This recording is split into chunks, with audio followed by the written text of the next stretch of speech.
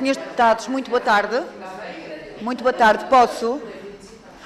Desculpem, mas estava algum barulho na sala e estava, de facto, difícil começarmos esta segunda audição.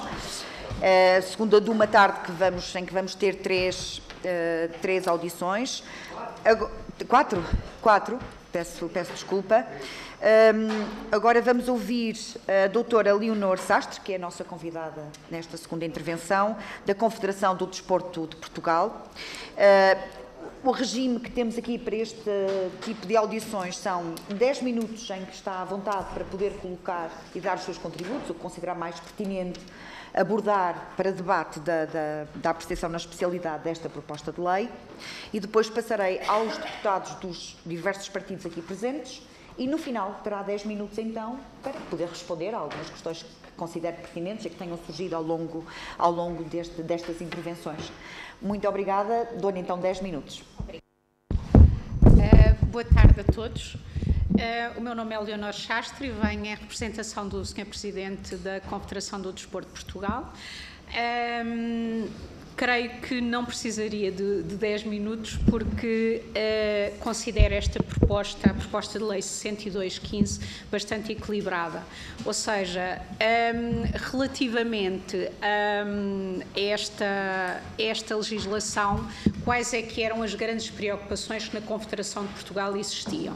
Que houvesse rigor, transparência, que fossem observados desde logo os princípios da prevenção do branqueamento de capital, o regime jurídico, aliás, que tem agora um grande enfoque, ou vai ter, com a execução do regime geral contra a corrupção, preocupação também com a questão da igualdade de género, com a questão da paridade de sexo, com o Regulamento Geral de Proteção de Dados e a proteção de dados pessoais. Relativamente à apreciação, isto foi, desde logo, nós já tínhamos tido a oportunidade de nos pronunciarmos na presidência do Conselho de Ministros e, na altura, o que dissemos foi exatamente isso. A legislação parece-nos, de facto, muito equilibrada, não temos grandes nem pequenas questões a apontar, o que talvez alguma sugestão no sentido de quando a proposta de lei foi feita, falou-se especificamente na lei da prevenção do branqueamento de capitais, falou-se também na questão do canal de denúncias. Queremos que devia falar também, ou referir também, embora isso já esteja indiciado pela legislação do canal de denúncias, mas pelo Decreto-Lei 109/E, que é o da constituição do MENAC, ou seja, o do regime geral da prevenção da corrupção, ou seja, talvez juntar-se, ou em sede de referências legislativas, juntar também essa. Quanto ao resto,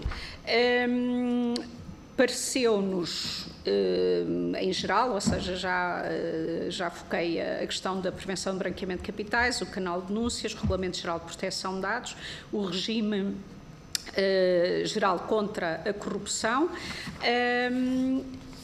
particularmente digno de apreço, para além de, obviamente, tudo o que foi aqui, o que é referido na legislação, pareceu-nos, até por deformação profissional, por estar muito em linha com o artigo 11 do Código Penal, tudo aquilo que é a parte da fiscalização, regulação e supervisão, nomeadamente na parte da aplicação de sanções acessórias, contraordenações, nomeadamente, como dizia o artigo 39, muito em linha com o artigo 11, número 2 do Código Penal, que basicamente trata da responsabilidade das pessoas coletivas e das pessoas singulares, e muitas das vezes este aspecto em Portugal não é suficientemente realçado na legislação. Entende-se que vá de soi, porque já está no Código Penal, já temos esta reforma feita quanto à responsabilização dos entes coletivos. Nunca é demais, e volto a dizer, foi uma, não diria uma grata surpresa, porque já o tínhamos visto anteriormente, quando nos foi feito circular, mas a responsabilidade destas contraordenações e, tendo em conta a matéria de que trata, anda muito bem seguindo o sistema de responsabilização previsto no Código Penal. Não temos mais nada da parte da Confederação do Desporto de Portugal, não temos rigorosamente mais nada a acrescentar, a não ser que este já é um passo muito necessário em sede desta matéria em termos de atualização. E pronto, preencheria por aqui as minhas considerações iniciais. Muito obrigada, doutora Leonor. De facto, a proposta não tem merecido grandes reparos, mas obviamente faremos agora a ronda pelos partidos. Passarei a palavra ao deputado Rui Vilar, do PSD, para 5 minutos máximo. Muito obrigado, Sra. Presidente, senhoras e senhores deputados, Sra. Doutora Leonor Sastre, da Confederação do Desporto de Portugal. Muito obrigado pela sua presença aqui e pelos seus contributos, que certamente já nos deu e continuará a dar. Eu peço desculpa aos colegas que vou ser um pouco repetitivo, tendo em conta a audição que tivemos anteriormente, mas o tema é o mesmo, portanto é normal. Tal como a Sra. Presidente já referiu e muito bem, no geral sentimos que as principais questões estão resolvidas e que o setor está bastante satisfeito. Pareceu-me que a doutora Leonor falou no que enviou contributos, que participaram com contributos à Confederação do Desporto de Portugal, pedia, se fosse possível, para nos fazerem chegar esses contributos e dar também os parabéns à instituição, à Confederação do Desporto de Portugal, por o trabalho meritório que fazem e acima de tudo, também por promoverem todas as modalidades que não só o futebol. Sabemos que o futebol, como eu costumo dizer, já é quase uma indústria, gera muitos recursos económicos e daí estas preocupações serem muito importantes e por isso também o PSD votou a favor desta proposta de lei na generalidade. Mas, e até para começar, uma vez que estamos com a Confederação do Desporto de Portugal, perguntar-lhe se consideram ou não que algumas das exigências se mostram compatíveis apenas com sociedades desportivas que atuam em modalidades desportivas, cuja a dimensão se mostra capaz de gerar esses recursos económicos e financeiros. Ou seja, se aquelas que de forma comum nós designamos como modalidades de pavilhão, ou até como aquela descrição que o anterior orador nos falou de modalidades amadoras, se não vão sair prejudicadas com este novo quadro legal. Outra das questões que queríamos fazer no plano mais geral é que se consideram que a proposta do Governo, tal como se encontra, vai garantir que a lei produza efeitos práticos no sentido desejado e se vai permitir alcançar um regime mais eficaz e eficiente. Em relação às autarquias, também gostaríamos de saber a opinião sobre o facto de, nesta nova proposta, não se permitir que as autarquias possam subscrever o capital social das sociedades esportivas, ao contrário do que se verifica no regime jurídico anterior, sendo que nesta se mantém apenas essa possibilidade para as regiões autónomas. Gostaríamos de saber também qual era a vossa opinião relativamente ao quadro sancionatório e punitivo previsto, incluindo a entidade que vai fiscalizar estas sociedades. Em relação ao artigo 34, sobre a idoneidade, é referido que os detentores de participação qualificada e os titulares dos órgãos de administração e fiscalização das sociedades esportivas são pessoas com idoneidade. E o número 2, para efeitos do número anterior, considera-se idoneidade a aptidão para a qualidade do exercício de determinada função, aferida pela probidade, características pessoais, modo de atuação e situação profissional e financeira. E perguntar-lhes se consideram que estamos com este tipo de características, sem sombra de dúvidas, perante critérios de natureza objetiva ou se têm outros que poderiam propor e acrescentar a esta legislação. E, por fim, quanto ao reforço dos capitais sociais, gostaríamos de saber a vossa opinião relativamente ao artigo 11º, sendo que o capital social mínimo das sociedades esportivas, referidos no número 1 e número 3 do artigo anterior, deve ser sucessivamente reforçado por forma a prefazer 5 anos após a respectiva criação um montante igual a 30% da média do ativo da sociedade nos primeiros 4 anos da sua existência, sob pena de exclusão das competições. Caso tenha deixado de participar nas competições profissionais no final ou no decurso do prazo referido no número anterior, a sociedade esportiva fica dispensada de efetuar o reforço de capital, mas não pode voltar a participar em tais competições enquanto tal reforço se não mostrar efetuado. Perguntar-vos também se esta nova exigência faz para vocês sentido ou não. E era só. Muito obrigado, Sra. Presidente. Muito obrigada, Sr. Deputado. Eu passava então agora a palavra ao Partido Socialista, dando a palavra ao Sr. Deputado Francisco Diniz, a quem saúdo. Obrigado, Sra. Presidente.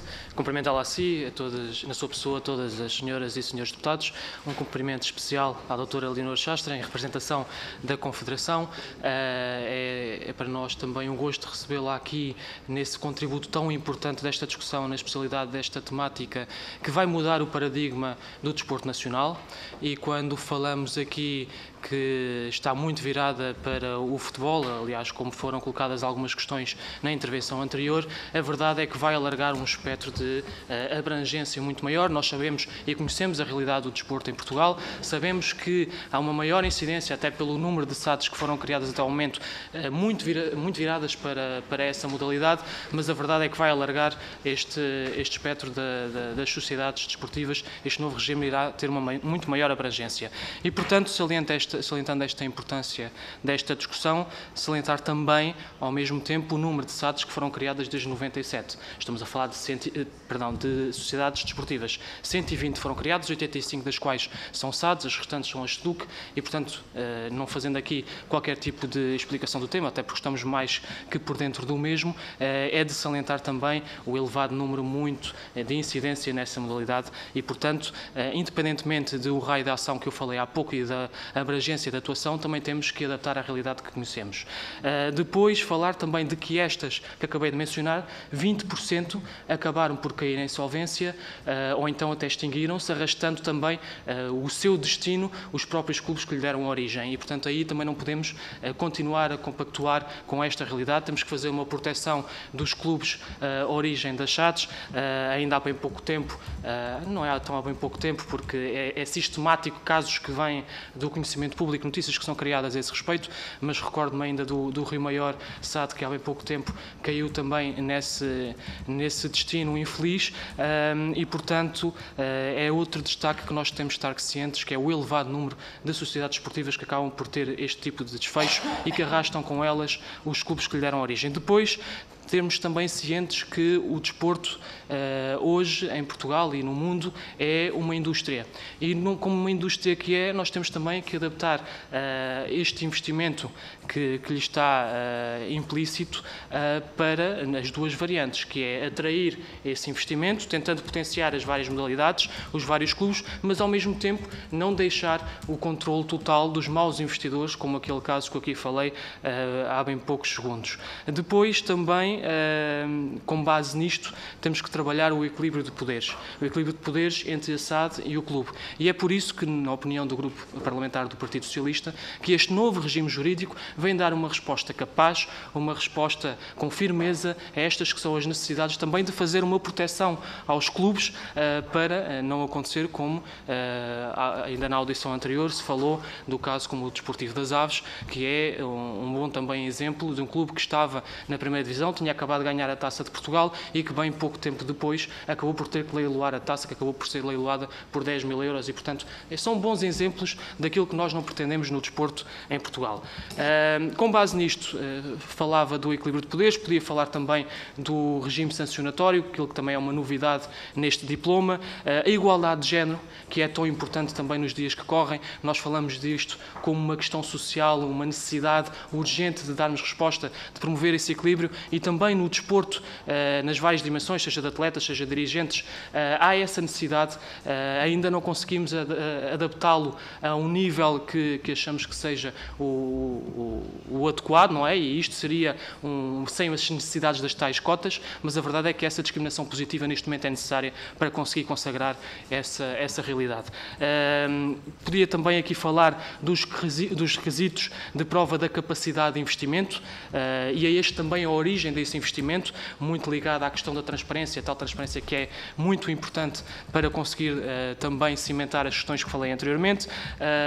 A idoneidade é outro traço muito importante deste diploma, e, portanto, questionando-a, sei que já deu muita parte em resposta a alguns temas que eu aqui falei, a questão da igualdade, focou-se também muito nisso, mas perguntava-lhe se concorda ou não com a totalidade destes pontos que aqui falei, sabendo que logo na intervenção inicial salientou que genericamente está de acordo com o que este diploma traz, o que nos satisfaz também porque concordamos com essa posição, mas questionava de uma perspectiva mais aprofundada sobre estes tópicos que eu aqui acabei de falar, se concordava ou não com os mesmos, acabando também, por fim, e porque estou a esgotar o meu tempo, Sr. Presidente, a cumprir, enaltecer esta discussão que se realiza aqui na Assembleia da República, até porque este diploma podia ser aprovado por decreto-lei, e o vir sob uma proposta de lei, primeiro dá uma outra força ao mesmo, dá outra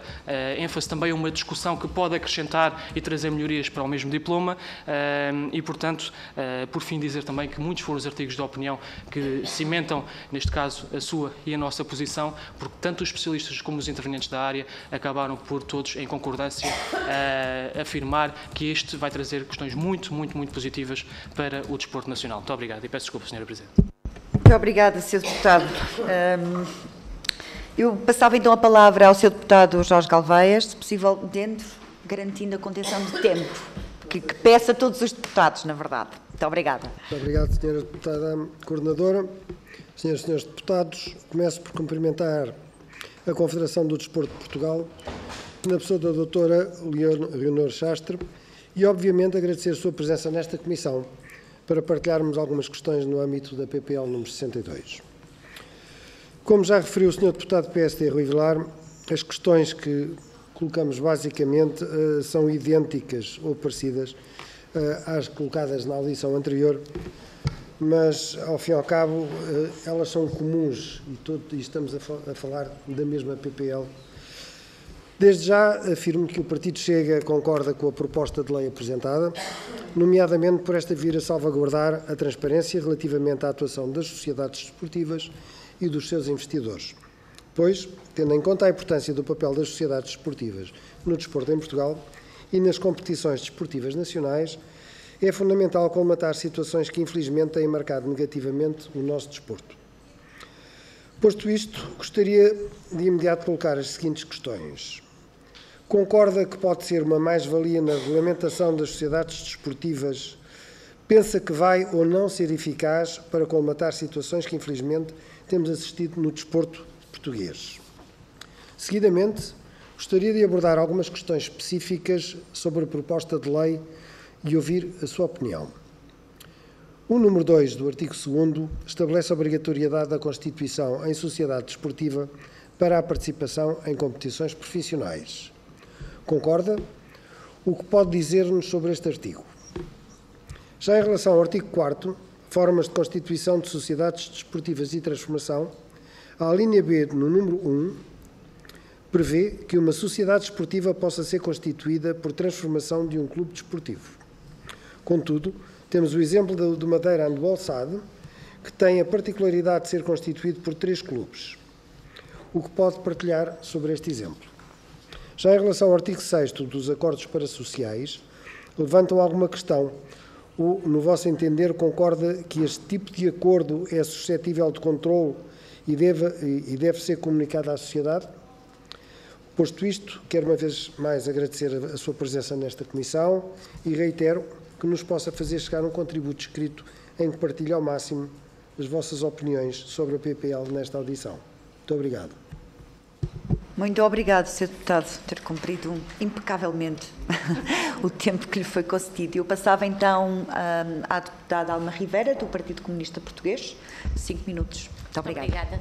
Não será necessário o tempo todo, julgo eu. Queria cumprimentar em primeiro lugar a doutora Leonor Chastre, agradecer também os contributos que a Confederação sempre traz aqui ao nosso trabalho em matéria de desporto, e também algo que julgo que compartilhamos, que é a ideia de valorização da gênese e da raiz associativa do desporto em Portugal, e que é preciso, a ideia de que é necessário preservá-lo, e de facto é também por esse aspecto que entendemos que esta proposta vai num sentido positivo, no sentido também de equilibrar as forças entre o clube fundador e a sociedade desportiva, garantindo também um maior escrutínio também da atividade, dos investidores, enfim.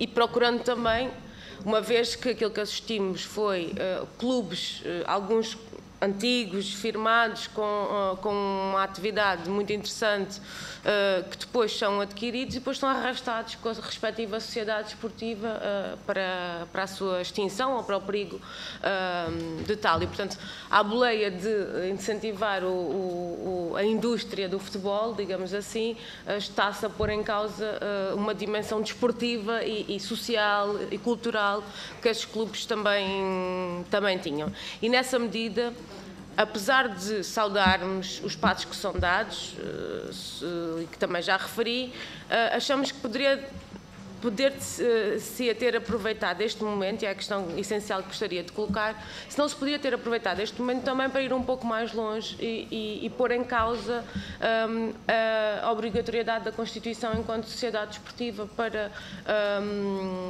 aceder às competições profissionais. E, naturalmente, isso significa também ter um capital social mínimo e isso também não nos parece um critério desportivo. E quando no desporto os critérios desportivos não são os principais critérios para subir de liga, não é? De divisão, também não nos parece que isso esteja acertado. E é nessa medida que, apesar de acompanharmos na generalidade aquilo que é o sentido da proposta, que é esse sentido de valorização do clube e do seu papel também, da sua identidade e a sua priorização, também não sentimos que é posta em causa a questão de fundo, que é a transformação paulatina do desporto em negócio, e esse é o nosso problema de fundo com o regime, que não é alterado nesta proposta, mas entendemos que poderia ser, e era essa questão que também gostaríamos de colocar, e à semelhança dos restantes senhores deputados também teríamos todo o interesse em receber os contributos escritos que vieram chegar, porque com certeza acrescentarão muito à nossa discussão. Muito obrigada. Muito obrigada, Sra. Deputada. Eu passava então a palavra à doutora Leonor Sastre. Tem 10 minutos, mas poderá, enfim, usá-los ou não, perante as intervenções que foram feitas, dizer o que lhe aprouver. Muito obrigada. Em primeiro lugar, agradecer as intervenções também de todos e a demonstração de quão bem estão preparados nesta matéria, o que é muito bom, porque isto significa que há um respeito pelo desporto que é transversal. Obviamente que farei chegar os meus contributos por escrito e detalhadamente, mas há aqui 4 pontos que gostava de vos transmitir a todos. Relativamente se a lei é boa e é suficiente, nós em Portugal temos leis muito boas, e isto independentemente do Executivo que as aprovou. Não estou aqui a colar-me a qualquer imagem, não é esse o meu objetivo, muito pelo contrário. Quero apenas dizer isto enquanto advogada e enquanto jurista, nós de facto temos legislação muito boa. A questão situa-se no passo, ou seja, passo pleonar vem a seguir, que é na execuibilidade e na forma como depois temos de fazer esse seguimento das leis e de as pôr em prática. Aí é que realmente temos um problema. Relativamente aos textos da lei, eu devo dizer-vos da minha experiência enquanto advogada, de 28 anos de exercício, não tenho, poucas vezes tive falta de respaldo legal. O que tenho muitas vezes é dificuldade de ver a implementação no terreno, ou seja, o seguimento, a forma como os mecanismos de supervisão funcionam, ou por falta de meios, ou excesso que infelizmente nunca têm. Relativamente a esta matéria do desporto, nós temos em Portugal aquele que é o desporto rei, e esta é uma realidade que não podemos, não pode ser eternamente o elefante no meio da sala. É o desporto rei, é o futebol, e nós já sabemos, quer em número de adeptos, quer não só por decorrência de todo o apoio e todos os meios de que dispõe. A Confederação do Desporto de Portugal tem tido um papel, e passo-me aqui a imodéstia por fazer parte da mesma, como vogal do Conselho Jurídico.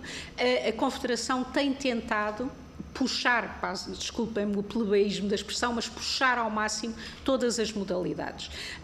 Como nós sabemos, não é fácil, o país é pequeno, os recursos são pequenos, não conseguimos fazer como aqui os nossos vizinhos em Espanha, para não ir para uma realidade mais longínqua, em que as modalidades quase todas são tratadas ao mesmo nível, ou seja, tão entusiasticamente se fala do futebol, como se fala do ténis, como se fala do ténis de mesa, do basquetebol, ou seja, todos nos sentimos ali retratados.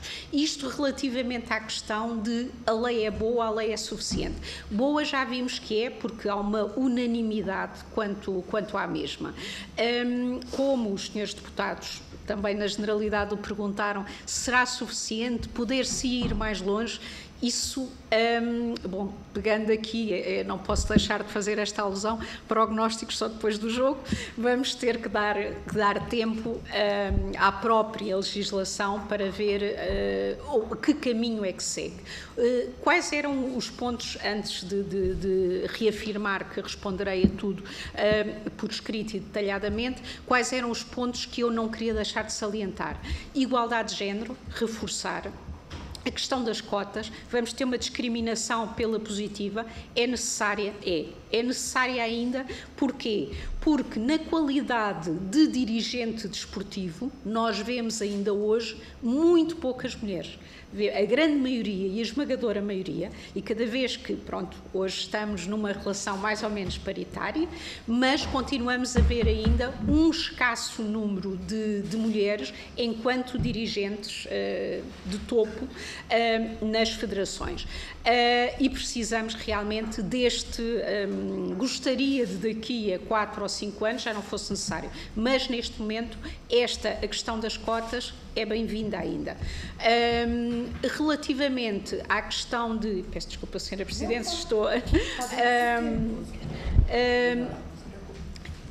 Queria também realçar outra questão que para nós foi particularmente importante em sede de Confederação do Desporto de Portugal, e daí também a minha presença aqui. Eu trabalho mais diretamente com a questão, com questões ligadas à parte de prevenção de corrupção, de prevenção do branqueamento de capitais, de respeito pela legislação de proteção de dados, agora o canal ético, as linhas de denúncia, mas já venho a trabalhar nisso há bastante tempo. E devo dizer-vos que nesta legislação, e já o tinha dito, foi com agrado que vi que havia uma preocupação de rigor, de transparência, de idoneidade. Houve aqui várias referências. Bom, isto, a declaração de idoneidade valerá pelo que vale. É verdade, mas antes esta declaração de idoneidade do que nada. E também termos em conta aquilo que acabei por referir, que talvez venha a ajudar também muito nesta legislação. Como sabem, a entrada em execução da legislação, daquilo que nós chamamos a bazuca ou o pacote legislativo contra a corrupção. O facto de já estar em execução no dia 7 de junho deste ano vai ser extremamente importante, com a criação como sabem, do MENAC, que será o organismo que a vai supervisionar e acompanhar. Isto será transversal a todas as legislações. Ou seja, o que é que eu destacaria aqui?